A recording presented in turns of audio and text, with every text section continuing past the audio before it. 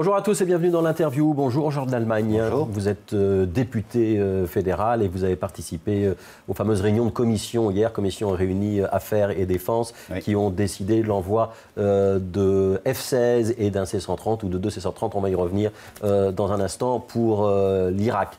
Avant ça, je voudrais d'abord vous poser la question, est-ce que vous avez, comme beaucoup de monde, été choqué par l'exécution d'Hervé Gourdel hier? Évidemment, c'est absolument un geste abominable, barbare, je pense qu'il n'y a pas d'autre mot. C'est une terreur qu'on essaye de propager à l'ensemble de nos populations, mais je pense que ça ne fait que renforcer finalement notre détermination à mettre fin à cette barbarie. Moi, je reviens du terrain, j'ai été dans le Kurdistan irakien, j'ai passé 8 jours là-bas. J'ai pu rencontrer les familles chrétiennes, les familles yézidis, les autres d'ailleurs, parce qu'il y a d'autres minorités comme les Turkmènes qui ont fui cette barbarie et qui m'ont raconté comment cela s'était passé et qui, un mois après avoir dû fuir leur village, étaient encore hagards, sous le choc.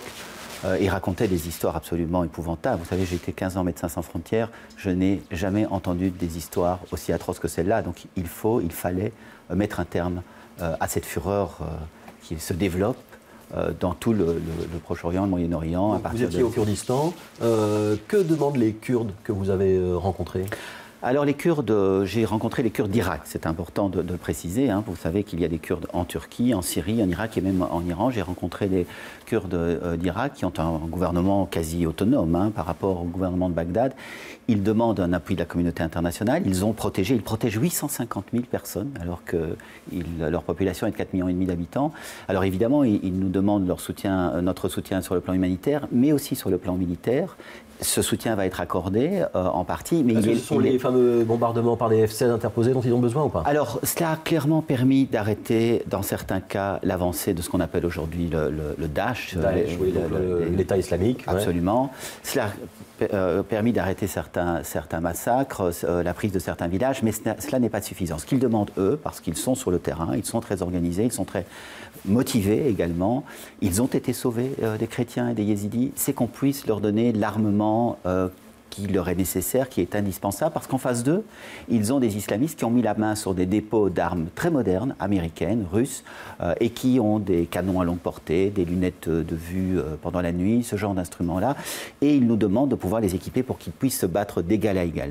Et je crois que ça, c'est important à entendre, parce qu'on a pour la première fois, sur le terrain, des opérateurs, des partenaires sur le plan militaire, qui se sont montrés compétents et capables d'accueillir toutes les populations, quelles que soient leurs convictions. Les yézidis et les chrétiens, les turkmènes, les chiites, qui sont réfugiés, qui sont réfugiés chez eux, qui ont la protection maintenant des Kurdes.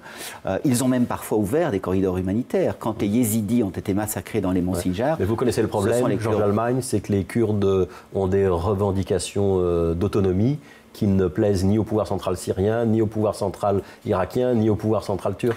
Mais écoutez, les choses changent. D'abord, il faut admettre aujourd'hui que le Kurdistan irakien est un pôle de stabilité, est un pôle de protection, est un contributeur de sécurité. Donc on doit aider les Kurdes. Donc on doit les aider à se battre contre les islamistes. Parce qu'eux-mêmes, les Kurdes, ont protégé ces minorités. Ça, c'est une première chose. La deuxième chose, contrairement à ce qu'on dit souvent, parce que c'était vrai dans le passé, mais ça n'est plus vrai aujourd'hui, il y a de bonnes relations entre la Turquie et le Kurdistan irakien.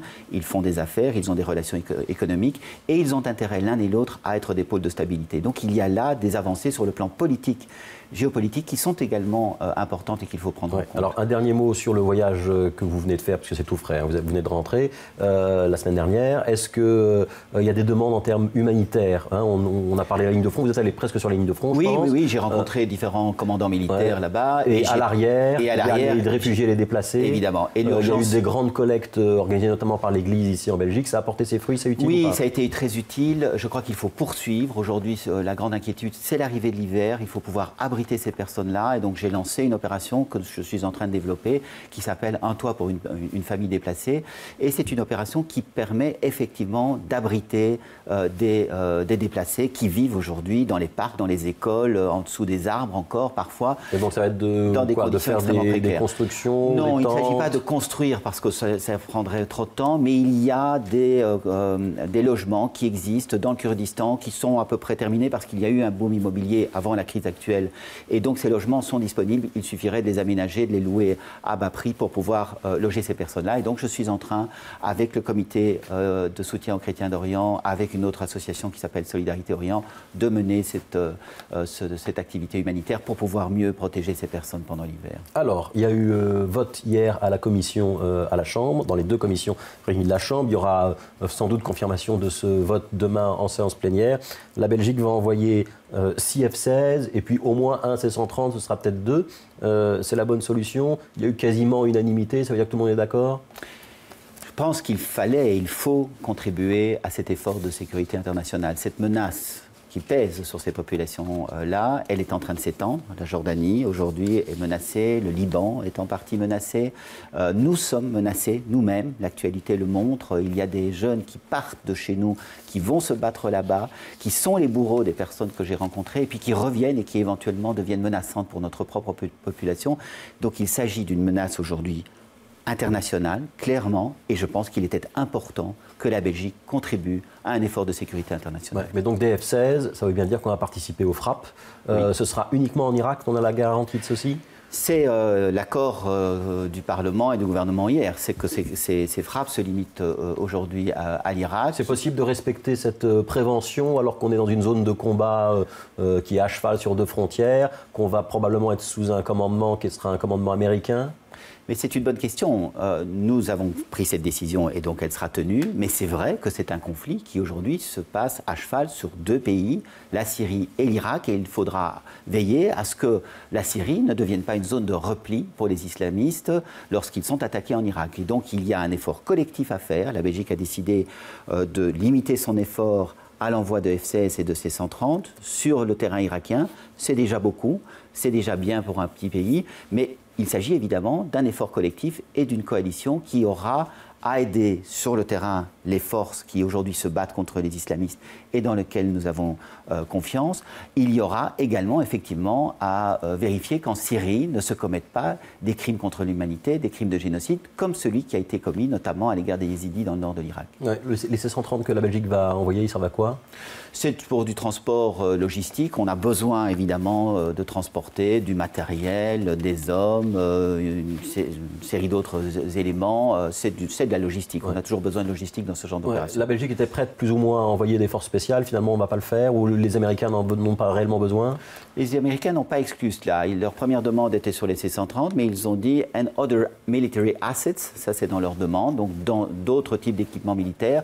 Moi, je plaide vraiment pour qu'on soit attentif à ces forces qui sont sur le terrain aujourd'hui, qui ont défendu ces populations dont on a parlé, qui ne demandent pas mieux que de combattre ces islamistes parce qu'ils sont menacés directement, mais qui aujourd'hui n'ont pas les équipements pour le faire. Je pense qu'il faut être attentif à cela. Quand j'ai rencontré notamment le commandant Barzani sur le terrain, il était sur la ligne de front, il m'a dit « j'ai besoin d'équipements, j'ai besoin de conseillers, j'ai besoin d'encadrement, aidez-nous à obtenir cela ».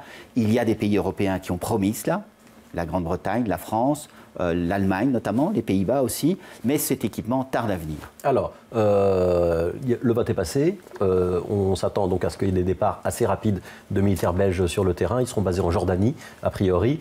Est-ce qu'on doit s'attendre à des représailles et à des menaces? On a parlé d'Hervé Gourdel en début d'entretien. Est-ce qu'on doit se préparer à ce qu'il y ait, par exemple, des enlèvements de citoyens belges en rétorsion? Je pense qu'il faut être vigilant, évidemment. Est-ce que ça a été débattu hier à la Chambre? Bien sûr débattu. Le ministre de l'Intérieur, au Caire, a demandé que des moyens complémentaires soient accordés pour une surveillance renforcée du territoire. J'ai relayé cette demande au niveau de la Chambre. Il y a évidemment une vigilance accrue. On est à 2 sur 4 en termes de niveau de vigilance. Oui. Ça veut dire qu'on va devoir le relever une fois que nos F-16 seront entrés en action? L'OCAM a été interrogé. Donc l'OCAM, c'est l'Office de coordination et d'analyse de la menace? Absolument, donc qui étudie de minute en minute une éventuelle menace sur le territoire belge, n'a pas souhaité relever le niveau d'alerte, donc il est resté à 2. parce que l'OCAM estime qu'il n'y a pas aujourd'hui de menace spécifique et de danger spécifique concernant le territoire belge. Ça ne signifie pas que ça ne peut pas évoluer.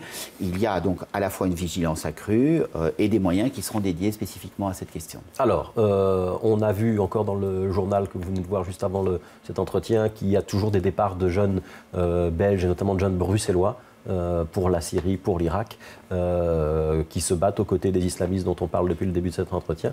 Est-ce que ça vous étonne et comment ça se fait qu'on n'arrive pas à juguler ce phénomène? On parle désormais de 400 Belges qui seraient sur place. Vous avez vu qu'en Belgique, comme dans d'autres pays européens, ce nouvel pseudo-État islamiste a recréé une série de vocations. Je pense que ça se passe dans ce cadre-là. Cela montre que les dispositifs que nous avons mis en place, qui ont été renforcés progressivement ces derniers mois, ces dernières années, sont encore insuffisants et donc il faut Donc ça veut dire qu'on doit encadrer encore davantage les jeunes? Moi je pense qu'il faut mieux contrôler les retours? Il faut évidemment avoir un volet d'encadrement, un volet de prévention, un volet vis-à-vis des mosquées. Je pense qu'il faut aussi avoir un volet sanctionnel plus important. Il faut mettre en œuvre cette fameuse loi mercenaire dont on parle beaucoup, qui est une loi qui date d'il y a 30 ans, 1979, mais qui, pour être activée, nécessite un arrêté royal chaque fois qu'on veut empêcher des jeunes d'aller se battre sur un terrain à l'extérieur de nos frontières.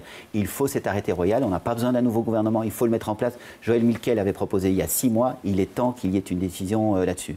Il faut, par exemple, aussi avoir des interdictions de voyage à l'égard de ces jeunes. Et puis, je pense qu'il faut aussi pouvoir mettre sur la table d'autres types d'instruments. Nous avons proposé récemment qu'en cas de double nationalité, on puisse ôter la nationalité. C'est un durcissement tout ça, Georges Almagne? Oui, Est-ce que ce n'est pas les terroristes qui gagnent quand on fait tout ça? Non, Monsieur Grosfilet, je pense qu'il faut à la fois montrer clairement qu'il y a des choses que nous ne tolérons plus. Vous savez, c'est le ministre de l'Intérieur du Kurdistan irakien qui m'a dit « Comment est-ce que vous autorisez ces jeunes à partir de chez vous, à venir tuer nos populations et puis à revenir sur votre territoire sans être inquiétés ». Ça, c'est un message qui vient d'un responsable musulman sunnite kurde et qui est adressé à un parlementaire belge, et ça ne tombe pas dans l'oreille d'un sourd. Merci Georges Almagne d'avoir été l'invité de l'interview. Prochain rendez-vous avec l'info, 18h le journal, 18h25 M, Jean-Christophe Peuzès. Au sommaire de M ce soir, on se demandera notamment s'il y a une résurgence de l'antisémitisme à Bruxelles. Bonne journée à tous.